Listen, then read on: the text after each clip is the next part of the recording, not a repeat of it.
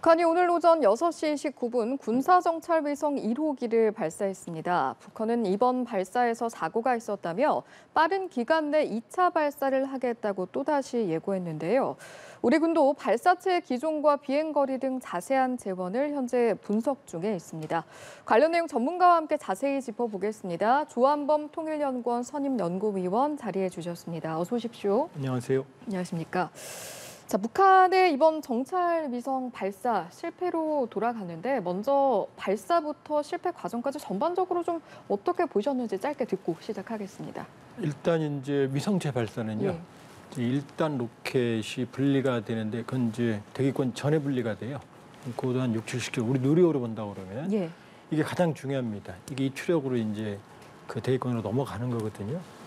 근데 이번에는 1단 로켓은 분리가 된 것 같고 그 2단 추진체가 이제 점화해서 비행을 했는지 아니면 점화에 실패했는지 그건 모르거든요. 그러니까 대략 한 시간상으로 봤을 때 발사 이후 한 3분 이내에 추락을 한 것 같아요. 우리 누리호로 봤을 때. 그리고 고도로 본다고 그러면은 100km 넘어가지 않은 대기권 이전에 지금 그러니까 1단만 분리되고 2, 3단은 그대로 추락을 했으니까 지금 일부 인양을 하고 있다고 보도가 나오는데 운이 좋으면 그렇습니다. 탑재체까지 다 회수할 수 있겠죠. 지금 조금 전에 연구위원께서도 말씀을 하셨고 저희 자막으로도 전해드렸습니다만 지금 발사체 일부로 추정되는 부유물을 인양을 했고 또 나머지 잔여물에 대해서도 수색 인양 작업 이어가고 있는데 지금 보여지는 것이 1단 로켓과 2단 로켓 사이 원통형 연결단 이 부분은 저희가 사진으로도 좀 공개가 돼서 확인을 했잖아요. 여러 가지 상황을 고려해 봤을 때 지금 이번 발사체의 성능을 좀 추정을 해본다라고 하면 어떻게 추정해 볼 수 있을까요? 일단 이제 그 탑재체 무게가 위성 무게가 한 300kg 정도 되는 걸로 추정이 되거든요. 그 위성 무게만. 그렇게 보면 북한이 2012년과 16년에 쏜 광명성 3-2호 4호기가 100kg 정도 돼요. 그러니까 그때보다 한 3배 정도 무게가 늘었다. 근데 그 당시에는 이제 북한의 그 미사일 우주 개발 페이스를 보면 일단 70년대 이집트와의 군 관계에서 소련제 스커드 액체 단거리 미사일 입수를 해요. 요걸 개발을 해서 8, 90년대에 사거리 1000km까지 노동 미사일까지 개발합니다. 그래서 이 노동 미사일을 4개를 묶어서 클러스터링을 해서 1단으로 만든 게 바로 이제 은하 로켓이에요. 그러니까 미사일 단거리 미사일을 개발해서 묶어서 쏜 게 이제 은하, 그다음에 광명성 3, 4호 그쪽이고요. 이걸 기반으로 다시 ICBM 엔진을 만든 게 2017년 3월 18일 318 백두산 엔진이에요. 이걸로 지금 기반으로 계속 중장거리 탄도미사일을 쏘았거든요. 근데 요 기반으로 다시 이제 위성체에 적용을 한 게 이번 거라고 보여지거든요. 그렇게 보면 ICBM급 추력은 충분히 넘죠. 충분히 넘고 그러나 성공은 못했지만 성공했다 하더라도 소형 위성 정도로 올릴 수 있는 그러니까 정찰 위성으로서는 상당히 초보적인 수준이었는데 이제 그게 실패를 한 거죠. 일단 실패로 돌아간 이유는 어떻게 분석을 하고 계세요? 너무 서둘렀어요. 너무 급했다. 왜냐하면 지금 우리 이번에 누리호 때문에 아마 비교가 잘 되실 거예요. 누리호 발사대 나로 우주기지는 아주 안정적인 상태에서 새로 건설된 발사대가 안정적인 상태에서 발사를 했거든요. 시스템 검증을 다 하고. 그러고 나서도 발사체 기립한 이후에 사소한 통신 오류 문제로 뭐 내리느니 마느니 긴박한 시간이 있었거든요. 근데 북한은 지금 동창리에 있는 발사대가 어수선한 상태예요. 바로 며칠 전까지만 해도 공사 흔적이 있었고 그런 상태에서 직립하는 모습도 안 보여줬고 그러면 사실 발사대를 개조했거나 건설을 했다 하더라도 이 시스템 안정화하고 네트워킹을 점거하는 시간이 많이 걸리거든요. 근데 그다음에 바로 쏜 거거든요. 그러니까 그렇군요. 이게 본인들 말로는 2단 추진 로켓, 그 천리마 1형의 그 2단 로켓의 문제, 엔진의 문제, 그다음에 연료의 문제라고 그러지만 어쩌면 발사 처음부터 모든 시스템 문제였을 수도 있어요. 그러니까 뭐가 문제인지 본인들은 얘기하지 지금 상황으로 봐서는 비정상적인 매우 서두른 그러니까 상식적으로 이해가 안 되는 빠른 예. 그 템포로 쐈기 때문에 문제가 상당히 복잡할 거라고 보여져요. 이해가 안 될 정도로 굉장히 급했다라고 말씀을 해주셨는데 그렇다면 왜 급했을까라고 생각해 봤을 때 최근 우리나라의 누리호 발사도 영향을 준 부분이 있을까요? 상당히 컸죠. 왜냐하면 김정은 위원장이 2021년 1월 달 노동당 제8차 대회 때 정찰위성, 빠른 시간 안에 정찰위성을 개발하겠다고 공언했어요. 그리고 국가우주개발국이 금년에 4월에 첫 정찰위성을 쏠 수 있다고 김정은에게 보고했어요. 북한 김정은 위원장에게 보고하는 건 그건 꼭 지켜야 되는 약속이거든요. 근데 못 지켰죠. 그러니까 김정은 위원장이 4월 달에도 우주개발국 갔죠. 딸 김주혜 데리고 5월 달에도 갔거든요. 그러니까 최근 한 거예요, 사실은. 계속해서 압박을 준 거죠. 또 하나는 이제 쏜다고 얘기했는데 못 쏘니까 거기에 대한 면피형 행보일 수도 있죠. 우리도 할 수 있는 보여주는 거죠. 근데 누리호가 성공을 했거든요. 그러면 상당한 심적인 압박을 받았겠죠. 그러니까 지금 예고한 날짜에 바로 첫날 쐈거든요. 그 얘기 뭐냐면은 기상 여건이 되는 대로 바로 그냥 쏜 거예요. 그러니까 상당한 압박감을 받고 있고 지금 뭐 북한 과학자들은 피가 마를 거예요. 그러게요. 빠른 기간 안에 지금 2차 발사를 그럼에도 불구하고 예고를 한 북한인데 그러면 이게 일단은 실패를 한 뒤에 무엇이라도 이제 자신감 있게 이야기를 해야 하니까 빠르게 하겠다라고 한 건지 아니면 말씀하신 것처럼 빨리 해서 실패했다라고 한다면 또 서두르면 실패로 갔을 때도 과학자들, 북한 과학자들 좀 초조한 부분이 있지 않겠습니까? 실질적으로 2차 발사가 만약에 이어진다라고 하면 그 시기는 언제쯤이 될까요? 이제 북한 맘이죠. 근데 우리가 추정은 해볼 수 있어요. 2012년에 광명성 3-1호기 실패한 게 4월이거든요. 근데 2호기 성공한 게 12월이에요. 그럼 그때는 8개월 걸렸죠. 지금 뭐 일각에서 11일 예고한 기간에 2차 발사 가능하다 뭐 이런 얘기가 나오는데 쉽지 않을 거예요. 왜냐하면 우리도 나로 발사할 때 실패하고 나서 1년, 2년 수정 기간을 거쳤거든요. 지금 연료체계 문제가 있다, 엔진에 문제가 있는데 이거를 며칠 만에 고칠 수는 없거든요. 그러니까 빨리 쏘고 싶겠죠. 그러나 이제 보통 위성을 발사할 때는 실패 가능성에 대비해서 쌍둥이 위성을 만들어놔요. 그러니까 위성은 있을 거예요. 근데 지금 위성체 문제가 아니거든요. 위성체는 쏘지도 못했거든요. 그러니까 발사체 문제인데 이게 하루 이틀에 이게 해결될 문제가 아니거든요. 그러니까 또 쏜다면 쏠 수는 있겠죠. 또 쏜다면 그러면 실패할 가능성이 또 있죠. 그러면 사실 우리나라도 예비일이 있었던 것처럼 북한도 이번에 뭐 해사기구라든지 일본에 이야기했던 날짜가 사실은 6월 11일까지였잖아요. 그 기간에 한 번 더 쏘아올릴 수는 있지만 완성도가 높진 않을 거고 그러면 실패 가능성이 높겠다까지 생각을 하시는 거예요? 만일에 또 쏜다면 조금 심하게 말하면 제정신이 아닌 거죠. 왜냐하면 그 기술적인 문제를 해결해야 되는데 뭐 나사 몇 개 뚝딱 고쳐서 고쳐지는 문제가 아니거든요. 2단에서 지금 문제가 있었거든요. 지금 대회권 밖 나가지도 못했거든요. 그럼 이 문제를 물론 북한이 이제 발사체 기술은 많으니까 발사체 여부는 있을 거예요. 근데 바로 쏜다 그러면 동일한 문제를 며칠 안에 해결한다? 이게 뭐 시스템 소프트웨어 문제가 아니거든요. 기계적 결함 문제라고 그러면 설계해야 되고 다시 조정해야 되고 연료 문제라고 그러면 배합 이게 아마 이번에 액체 엔진으로 보여지거든요. 그럼 연료 배합 문제 다 다시 이걸 역추적을 해서 문제를 해결해야 되거든요. 근데 그거를 열흘 만에 해결한다? 그러면 뭐 정말로 능력 있는 그런 집단이 있는 거죠. 이번에 북한이 실패를 인정을 하면서 시청자분들께서도 북한이 이렇게 실패를 직접적으로 공식적으로 인정한 적이 있었나라고 생각하시는 분들도 좀 있을 것 같은데 과거에도 이런 사례가 있었습니까? 과거에도 있었어요. 근데 그때는 뭐냐 숨길 수 없을 때. 왜냐하면 기자들 다 초청해놓고 터져버리니까 숨길 수가 없잖아요. 이번에도 숨길 수가 없었죠. 김정은 위원장이 몇 차례나 우주개발국 갔죠. 그다음에 일본에 통보했죠. 그다음에 리병철 부위원장이 나와서 입장 표명에 담화까지 냈잖아요. 근데 실패했는데 이걸 숨길 수가 없는 거죠. 그러니까 오히려 신속하게 공개하고 왜냐하면 우주 개발에서는 실패는 사실은 뭐 다반사거든요. 그러니까 빨리 인정을 하고 이 체면, 구개된 체면을 회복하기 위해서 2차 발사에 나서는 게 낫지. 이걸 숨기면은 사실은 대내적으로 더 어려질 수가 있거든요. 그러니까 이례적인 건 아니다. 어쩔 수 없는 정치적 선택이었다 이렇게 볼 수 있죠. 사실 북한 김정은 위원장이 계속해서 정찰위성 개발에 관심을 표명해 오기도 했었는데 앞서 광명성 관련해서도 이제 언급을 해주셨습니다만 위성 발사 기술력을 객관적으로 좀 북한의 그 단계가 어디까지 왔느냐라고 판단을 한다면 어떤 말씀해 주실 수 있을까요? 좀 무모한 도전이죠. 왜냐하면 지금 자체적으로 자체적으로 그러니까 위성체가 필요하고요. 발사체 로켓이 필요하죠. 예. 그다음에 발사대 장치가 필요하죠. 그다음에 위성이 있어도 관제해서 운용하는 능력이 필요하거든요. 이 네 가지가. 근데 이 정도를 다 가진 국가는 미국, 중국, 러시아, 프랑스, 인도, 일본, 그다음에 우리가 합류한 거예요. 예. 근데 이 기술을 세계 경제력 200위 정도밖에 안 되는 북한이 이걸 따라간다? 흉내는 낼 수 있죠. 왜냐하면 우리도 나로 누리호 발사 때 거기에 대학원생들이 만든 탑재체들이 올라갔거든요. 그 위성체는 대학원생들 만들어요.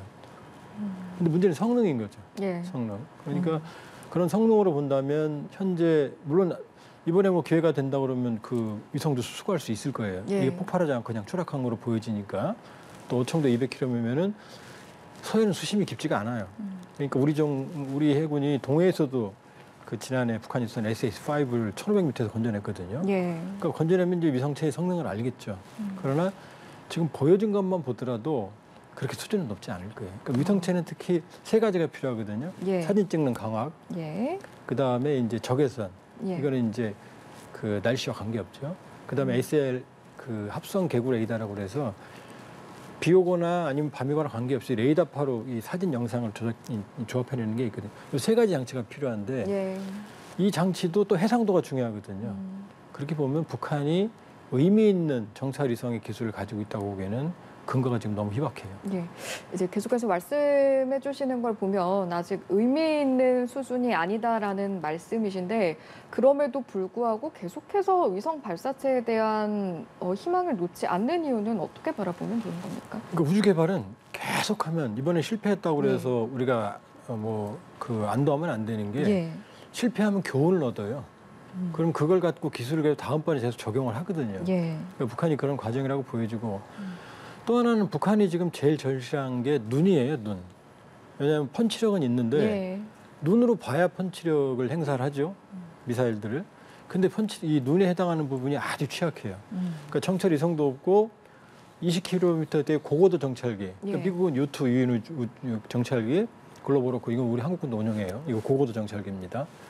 그 다음에 이제 적어도 일반 항공기 수준에서는 보통 일반 전투기를 개조한 우리 이제 RC 그 팬텀 개조했던 그 다음에 지금 F-16을 이용합니다만 예. 이런 일반 항공기를 이용한 정찰기가 있고요. 또 하나는 아예 정찰 전문기가 있어요. 우리도 금강백두를 운영을 하거든요. 신호, 영상. 근데 이게 하나도 없어요, 북한은. 그러니까 보는 눈이 전혀 없으니까 예. 지금 절실한 게 정찰 자산이고 그러니까 리병철 부위원장이 그랬잖아요. 그런 정찰 능력을 확보하고 또 새로 시험할 다양한 정찰 탐지 수단 이런 표현을 했거든요. 예. 그러니까 이것뿐만이 아니라 이런 정찰력을 강화하는 쪽의 능력을 확보하겠다는 의지를 보여준 거죠. 예.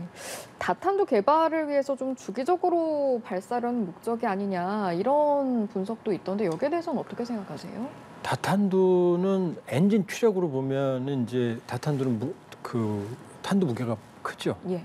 근데 엔진 추력이 일제 중요하고. 예. 근데 다탄두에서 중요한 거는 탄두 재진입이에요. 근데 북한은 재진입을 한 번도 안 해봤거든요. 예. 그러니까 북한의 엔진 추력 기술은 상당 부분 있거든요.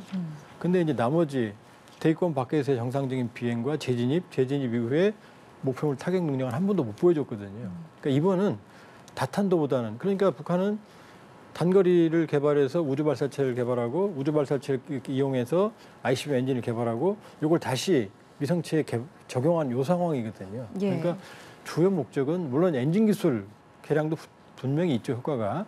그러나 이번은 위성체, 정찰 위성 확보가 주 목적이었다 이렇게 볼 수 있습니다. 예. 아무래도 이번 발사를 지켜보는 국제사회는 또 어떤 생각을 가지고 있을까 궁금한데 우리나라를 포함해서 미국에서도 입장을 밝혔고요.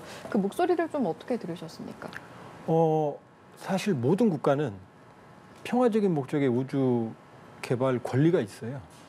근데 이제 북한은 그게 금지가 된 게 조금 쉽게 말씀드리면 이제 시칼을 살 때 예. 강도가 시칼 사는 거하고 일반 주부가 시칼 사는 거하고 다르거든요. 그 북한은 이미 넘지 말아야 될 핵 개발이라는 선을 넘었고 그런데 이제 이 우주 발사체에 쓰이는 로켓은 ICBM 로켓하고 100% 똑같거든요. 예. 그런데 이걸 개발하면서 계속해서 ICBM 능력이 향상이 되는 거거든요. 그러니까 북한은 모든 탄도미사일 기술을 적용한 발사는 1cm를 날아가도 이건 다 불법이에요. 예. 억울해도 어쩔 수가 없어요. 예. 여기에는 러시아하고 중국도 동의했어요. 이게 불법이라는 걸. 예. 그러니까 향후 북한은 국제사회는 북한이 우주를 개발한다고 그러지만 이게 국제사회를 위협할 수 있는 로켓이 되니까 이제 강경한 대응을 할 수밖에 없는 거고요. 예. 근데 이제 문제는 중국과 러시아죠. 지금 미중 전략 경쟁, 우크라이나 사태로 지금 미국이 주도하는 안보리의 대북 새로운 그러니까 2017년 12월 이후로는 북한의 많은 불량행위에도 불구하고 단 한 건도 경고나 제재나 합의조차 이루어진 적이 없어요. 네. 그러니까 이번에도 아마 러시아와 중국이 북한에 대한 추가 경고나 제재에 아마 동의하지 않을 거예요. 예. 그래서 최근 들어서 이제 비슷한 상황들이 있으면 안보리에서 무슨 조치가 취해질까라는 분석을 저희가 하다가도 중국과 러시아의 존재 때문에 쉽지 않겠다라는 말씀도 많이 듣게 되곤 하는데 그럼 이번에도 뭐 별다르지 않을 거다라는 말씀이신 거예요? 이번에도 뭐 중국이 이미 말했거든요. 그 발사 동향이 나왔을 때 예. 북한이 저러는 데 이유가 있다. 그럼 뭐 북한이 자기들도 정당하게 그 권리를 행사하는 거다. 이걸 간접적으로 인정하는 거거든요. 예. 그 다음에 관계국도 중국 입장에 항상 그래요. 유관국들이 냉정하게 외교적 해법을 찾아라. 예. 그럼 지금 분명히 원인을 제공하는 건 북한인데 예. 그런 입장이 아니에요. 중립적인 입장이에요. 그냥 북한도 이유가 있으니까 저러는 거다. 대화를 해결하라 그러거든요. 아마 예. 이번에도 동일한 입장일 거예요. 북한을 비난하거나 아니면 북한을 압박하는 뭐 그런 행보를 전혀 보일 가능성이 없어요. 그렇게 된다면 사실 이런 상황을 우리나라만 바라보고 있는 건 아니니까 북한도 인지를 하고 있을 것 아니겠습니까? 어떤 식으로 해석해서 본인들에게 유리하게 가져가려고 할까요? 지금 북중 관계, 북러 관계는 최상이에요. 지금 올해 부임한 왕야진 중국 대사 같은 경우 얼마 전에 자기 취임 기념 리셉션에서 며칠 네. 됐습니다. 거기 최룡해까지 북한의 최고위 수뇌부를 다 불렀어요. 총리도 만났죠. 최선의 외무상도 만났죠. 경제상도 만났죠. 그럼 이런 상황에서 지금 북중 관계가 최상으로 가고 있고 그다음에 북러 관계는 한 전호, 한 참호였다고 양쪽이 둘이 말하는 상황이거든요. 예. 그러니까 북한으로서는 지금 유엔 안보리가 식물인간으로 전락했다는 걸 이미 알고 있죠. 알고 있으니까 이 상황을 충분히 활용을 하는 거죠. 그러니까 아마 심지어 추가 핵실험을 해도 중국과 러시아는 추가 대북 제재에 동의 안 할 가능성이 높아요. 핵실험도 해도 그 상황일 거예요, 아마. 그동안은 제재 동의를 그동안은 전적으로 동의했죠. 않았습니까? 2017년 12월까지는 모든 대북 제재나 경고에 동의했죠. 왜냐? 북한의 핵실험, 핵 능력 확보가 본인들에게도 부담이 되거든요. 예. 왜냐? 북한이 핵을 가지면 북한의 자율성이 커지고 또 하나는 한국과 일본의 핵보유를 자극하거든요. 예. 그다음에 여기에 대응하는 미국의 전략 무기가 전진 배치되면 중국의 안보에도 위협이 되거든요. 예. 그러니까 그때는 반대했거든요. 예. 근데 이제 그 이후로 이 세계 질서가 이 중국, 러시아 권위주의 진영, 자유민주주의 진영과 이렇게 나뉘면서 이제 저쪽 진영이 형성이 된 거죠. 예. 진영 논리가 형성되니까 북한은 그 진영 논리를 활용을 하고 있는 거죠. 그렇다면 어떤 식으로 제재의 가닥을 좀 잡아가야 하는 건지 미국도 이번에 반응을 보면 강력히 규탄한다라고 하면서도 외교의 문을 닫진 않았다라고 입장을 밝혔거든요. 안보리에서 원하는 만큼 제재를 할 수 없다는 걸 알기 때문에 그래도 대화의 문을 열어놓는다라고 해석하면 되는 겁니까? 왜냐하면 지금 딜레마가 강력하게 억제를 한다고 그래서 예. 대응은 되죠. 워싱턴 선언부터 시작해서 북한이 핵을 포기하는 게 아니거든요. 계속 능력을 고도화시키고 있거든요. 무리하게. 예. 그러면 이제 핵실험 카드까지 있거든요. 그러면 그 북핵 문제가 커지면 커질수록 미국은 압박이 되는 거죠. 그러니까 예. 억지는 되지만 해결은 안 되는 거고 북핵 위협은 더 커지는 거죠. 딜레마가 되는 거죠. 예. 그러면 한미일 그다음에 유럽 자유민주 진영이 연대를 해서 북한 권위주의 진영을 대응을 하지만 예. 그렇다고 해서 이게 긴장 국면이 지속되는 건지 문제 해결은 안 되는 거거든요.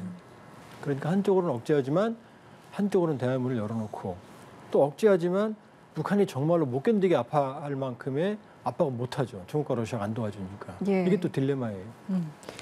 미국이 일단은 동맹들의 방위를 위해서 필요한 모든 조치를 취하겠다라는 언급도 같이 하긴 했습니다. 필요한 모든 조치라고 했을 때 그 조치는 어디까지 포함되는 발언이었을까요? 결국은 이제 확장 억제죠. 미국의 핵우산, 예. 그다음에 전략무기, 그다음에 북한의 위협에 대한 미국이 가지고 있는 모든 억제 수단을. 왜냐? 지금 북한 오늘 뭐 이제 경보도 울리고 국민들이 많이 놀라셨습니다만 예. 이러면 우리 안에서 자체 핵무장 여론이 커지거든요. 자체 핵무장 여론이 커지면 제일 놀라는 건 미국이거든요. 예. 그럼 미국 입장에서는 한국 국민을 안심시켜야 되거든요. 그러니까 이제 강력한 그 자기들의 확정 억제 신뢰성을 보여주기 위한 이제 가시적인 조치들이 나오죠. 예. 뭐 전략 잠수함이 무리로 부상한다거나 항공모함이 들어온다거나 아니면 전략 폭격기가 한국에 온다거나 이제 그런 압박을 또 미국이 받는 거죠. 사실은 최근에 이제 확장 억제 관련해서 한미일도 그 어느 때보다 대화가 많이 오고 가고 뭐 협의체까지 거론이 되는 상황이었는데 계속해서 북중러, 한미일 이런 구도가 공고화된다라고 했을 때 어떤 시나리오까지 저희가 예상해 볼 수 있을까요? 결국 지금 그렇게 하고 있어요. 예. 그 북중러 지금 블라디보스톡 항구를 중국이 사용할 수 있게 러시아가 해줬거든요. 블라디보스톡 아주 민감하거든요. 예. 왜냐하면 중국의 영향권이니까. 예. 그 정도로 지금 중러가 밀착을 하고 있고 그다음에 북러, 북중도 지금 최상의 관계를 가고 있거든요.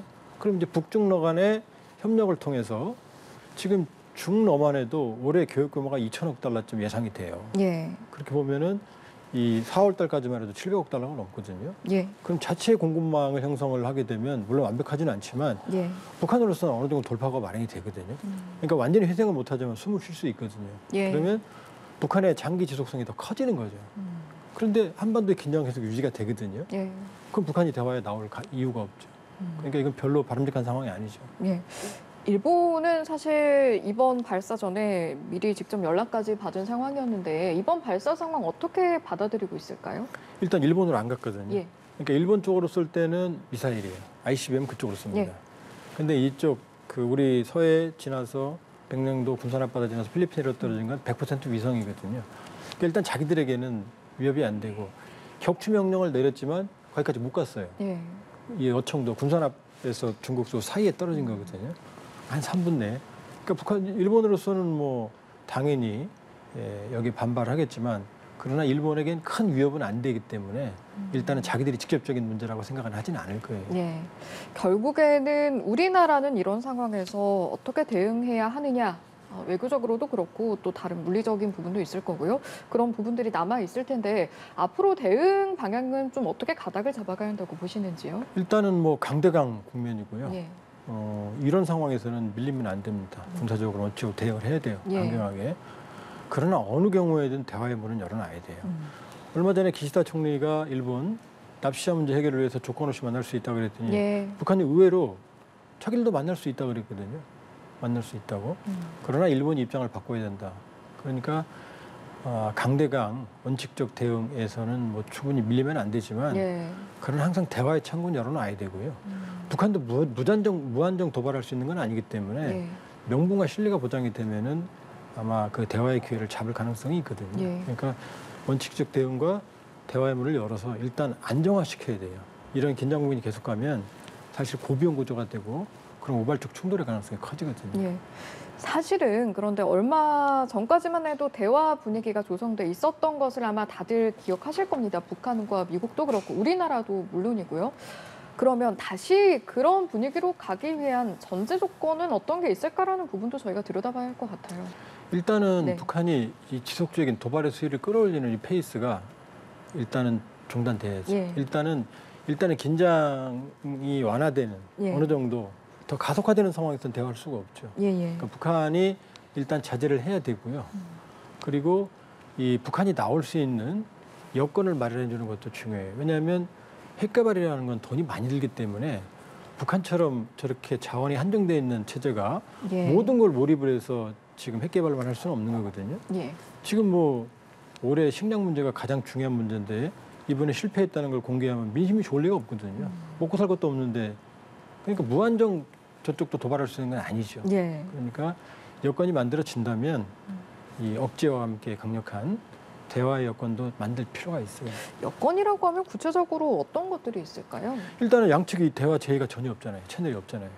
직접적인 제의가 있어야 한다. 그럼요. 예. 예를 들면 뭐 여러 다양한 방법이 있을 수 있죠. 대화 제의를 할 수도 있는 거고 예. 특사가 갈 수도 있는 거고. 왜냐하면 전쟁 중에도 대화를 하거든요. 그러니까 강력하게 억제를 하고 대응을 하되 이미 뭐 한미가 워싱턴 선언으로 확고한 대응 체제가 형성이 됐기 때문에 예. 한쪽으로는 출구도 마련될 필요가 있고 대화 제의도 할 필요가 있는 거예요. 끊임없이.